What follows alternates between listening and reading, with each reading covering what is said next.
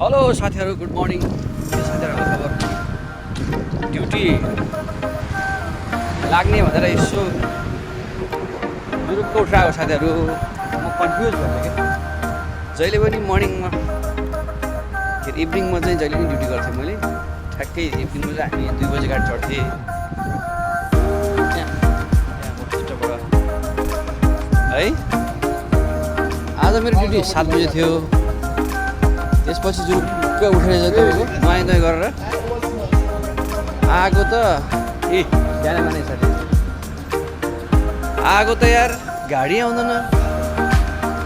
के भयो गाडी नआउने भनेको त? गाडी त 6 बजी आउँछ। म त कन्फ्युज भएर फेरि रुम फर्किँदैछु।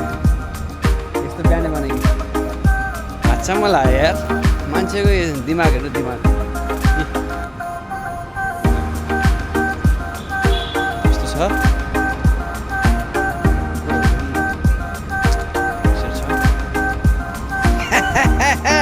बिहान यार फेरि गएर अब 40 मिनट सुत्नु पऱ्यो।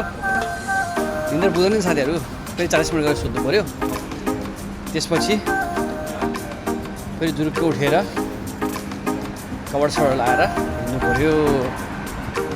म बस्ने बिल्डिङ चाहिँ त्यहाँ त्यो सेकेन्ड थर्ड लाइट बोले नि त, थर्ड लाइट हो त्यो थर्ड लाइटको बिल्डिङ हो। बस्ती यस्तो छ बिहानै के साथीहरू। म त यसो टाइम हेरेर राम्रोसँग गाडी आउनु यार, टाइम आउनुपर्ने बेला भयो। अनि यसो सोचेको त मेरो ड्युटी त 7 बजी हो। 7 बजी ड्युटी भएपछि त गाडी 6 बजी आउँछ। 6:04 मा 6 बजी, अहिले 5 बजी बजे छैन। अनि एक्लै हाँस्यो। अनि यो साथीहरूलाई चाहिँ यसो गुड मर्निङ पनि विस गर्न मन लाग्यो। अनि के भन्छ भन्न मन लाग्यो के हो यस्तो साथीहरू है।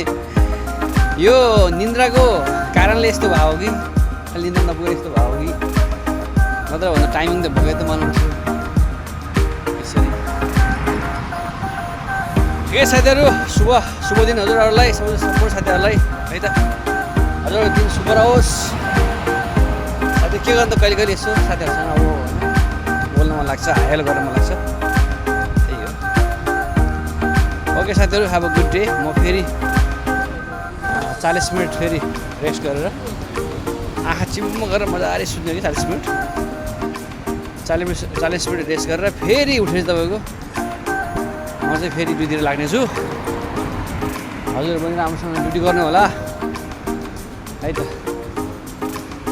ल ओके साथीहरू, have a good day, enjoy your day है त। खुसी रहनु होला, हाँस्दै गर्नु होला है त। गुड बाई साथीहरू।